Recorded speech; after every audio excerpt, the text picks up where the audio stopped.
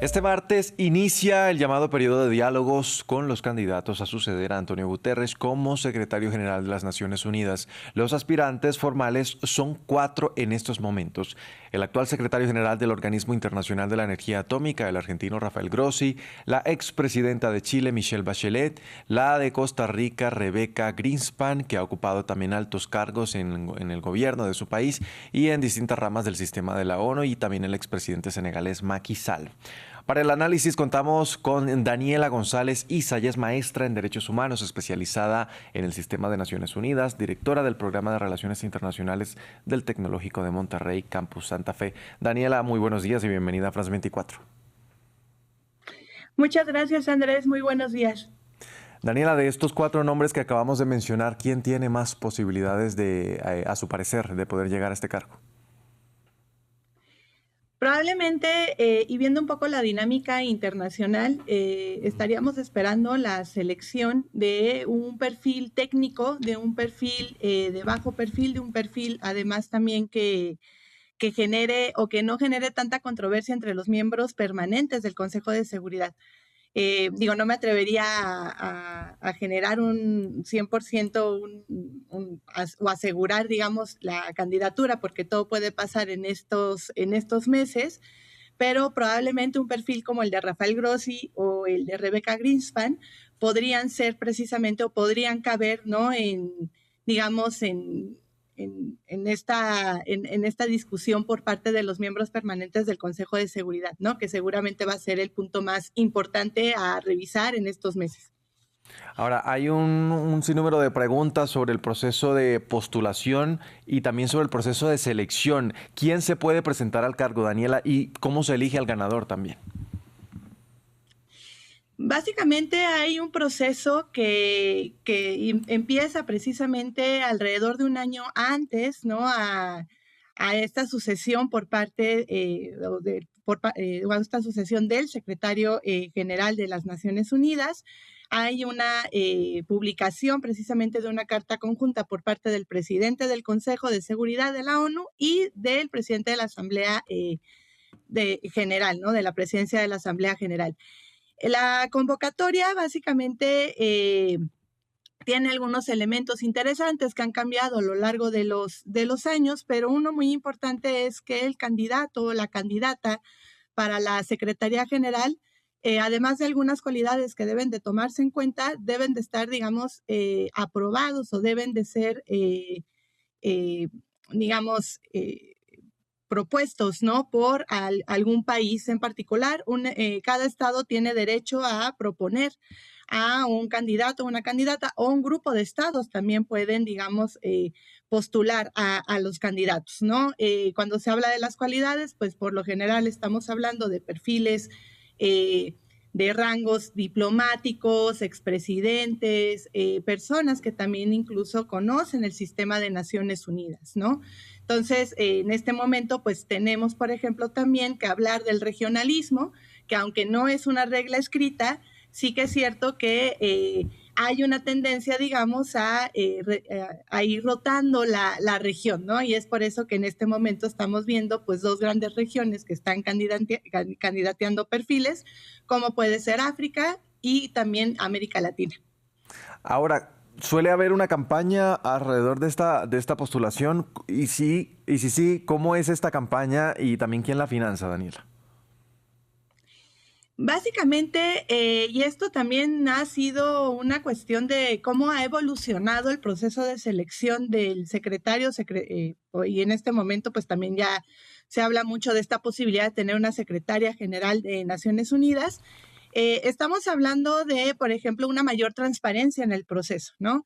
La elección básicamente es una elección que se hace a puerta cerrada, precisamente es dentro del Consejo de Seguridad, que se hace una votación y es el Consejo de Seguridad el que propone, ¿no? A la Asamblea General, digamos, la postulación del candidato final, ¿no? Por así decirlo. Sin embargo, a lo largo de los años ha habido pues una serie, digamos, de cambios, ¿no? Y uno de estos cambios muy importantes es generar un proceso más transparente. Precisamente el día de hoy y el día de mañana va a haber la Asamblea General, pues unas audiencias públicas en donde estos candidatos pues van a tener la oportunidad, por ejemplo, de ir presentando precisamente pues su declaración de la visión, ¿no? De la organización, ¿no? Sobre el financiamiento, ellos tienen que presentar precisamente junto con su postulación, junto con su declaración de la visión de la organización, tienen que presentar la fuente de su financiamiento, que puede ser pública o privada. Por ejemplo, en el caso de Grossi, estamos hablando de financiamiento privado, y en el caso, por ejemplo, de Michelle Bachelet, estamos hablando de un financiamiento exclusivamente de público, ¿no? Daniela, ¿qué margen de maniobra tiene cada persona al ocupar este cargo? ¿Qué ha diferenciado, por ejemplo, la forma de ejercer la Secretaría General de la ONU durante estos últimos años?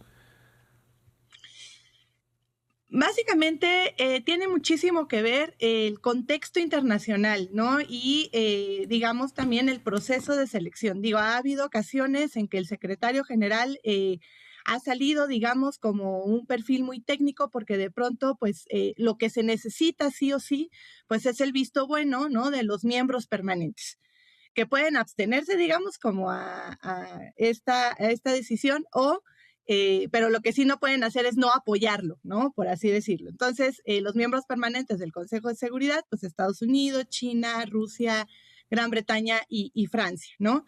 Entonces, a lo largo de los años, pues hemos visto, por ejemplo, algunos perfiles que han salido precisamente por un proceso de votación bastante complicado, ¿no? Y que han sido un poco más técnicos o un poco, digamos, abonando, ¿no? a los intereses de los miembros permanentes, como bien pudo haber sido, por ejemplo, Ban Ki-moon, ¿no?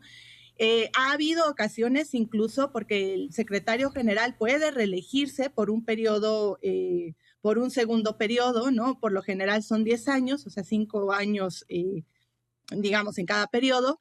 Pero, por ejemplo, ha habido ocasiones, como fue el de Boutros Ghali, que no se reeligió y precisamente, se bloqueó su proceso, ¿no? Y fue cuando sube, por ejemplo, Kofi Annan como secretario general.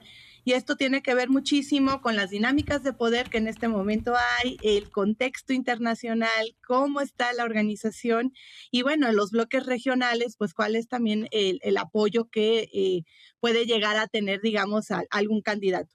A lo que voy con esto es que el perfil del secretario general, pues es un perfil que se discute desde lo geopolítico y no tanto desde lo técnico o su perfil, ¿no? Básicamente el perfil tiene que ver con qué tanto cabe precisamente en los intereses, ¿no? Sobre todo de los miembros permanentes del Consejo. Sí, cada uno de de las personas que ha ocupado este cargo ha enfrentado desafíos durante su periodo, Daniela, pero ¿qué tanto ha cambiado el poder real de este cargo cuando se habla y se cuestiona también la decadencia del sistema de Naciones Unidas y del derecho internacional?